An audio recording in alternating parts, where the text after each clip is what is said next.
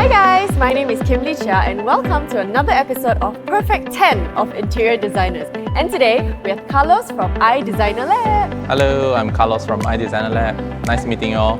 Nice meeting you. Nice meeting you. Alright, so Carlos, what made you choose an interior designer career path? For me, I don't really have a superhero stories and all that to share, like to inspire the world. But it started back from my family. Coming from Asian family, we always don't want to disappoint our parents. So that's where they run an interior decorations company back in Malaysia. So eventually they wanted me to pursue interior design in order to offer interior design service in their company in the future. So that's where I actually started off as an interior designer. I did achieve what they wanted, but at the same time, I actually quite enjoy doing it. I see. Okay, a very simple story, but also very heartwarming.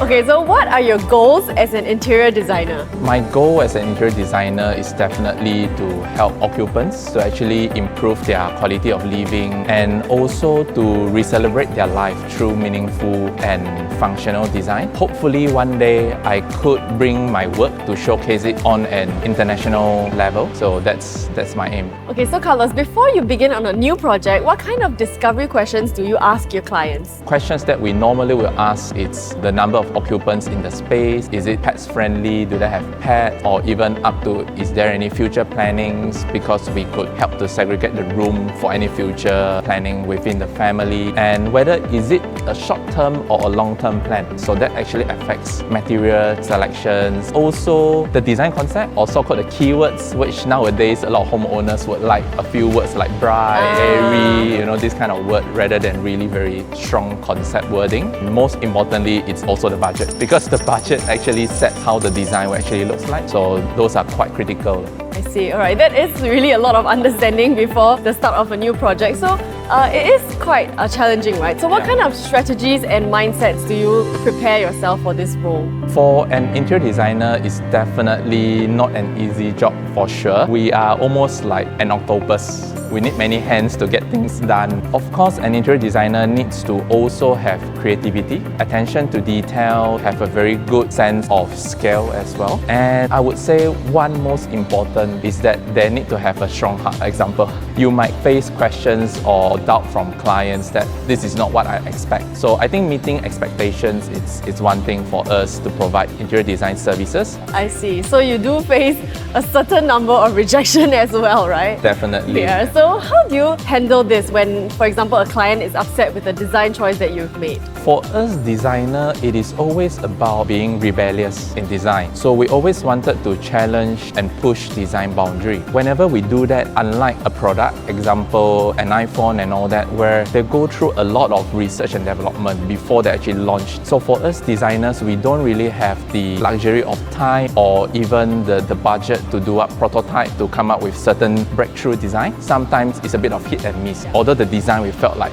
it is very nice, it works, but then it might be a hit and miss. The particular design affects the user experience. We'll definitely rectify and actually change it for the client, because we felt like customer satisfaction is very important for us. Alright, so customer comes first for you guys, Yeah, right? definitely, very important. So what is the driving force that kept you in this job for so long? We interior designers are actually like a magician. We are able to transform spaces, and the newly designed spaces actually helps homeowner to kind of turn over a new leaf. The one thing that really keeps me going is really about the smile, the appreciations from the clients, and for us to have the ability to transform and change their spaces. It really became something very different from the starts to the end. That's nice. So what has been your favorite project so far and why? Okay, the favorite project so far for me, it's a space in Capitol Theatre. So we're given 2,800 square feet space. It used to be a Food Republic back at the basement. And the interesting thing about this project is that we able to be free thinking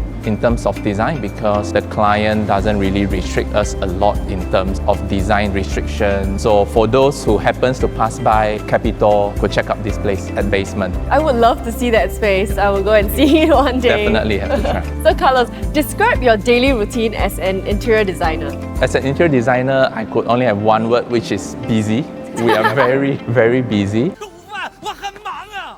So for us, normally we start at around 9. Definitely goes to either 1 or 2 job sites to ensure we brief our subcontractors on the job scope involved, ensure that the work is being done correctly the previous day. After that will be almost lunchtime. We normally do only quick lunch or very late lunch. In the afternoon session, it will be followed by again meetings with clients because we do homeowners, right? So homeowners normally will work in the daytime. So that's where normally we host night meetings in the office. We will end up at around 10, 10:30. So it's almost like a 12, 13, 14 hours. Wow, that's a really, really long day. Yeah, but I mean for us, as long as we enjoy it, we does have the patience in it, I think it's definitely worth it. Great. So do you have any time left to actually relieve stress, and how do you do that? To release stress is definitely on my off days, which is Sunday. So Sunday is a time where personally I feel good in cooking. So when I cook, I will just focus on what's in front of me.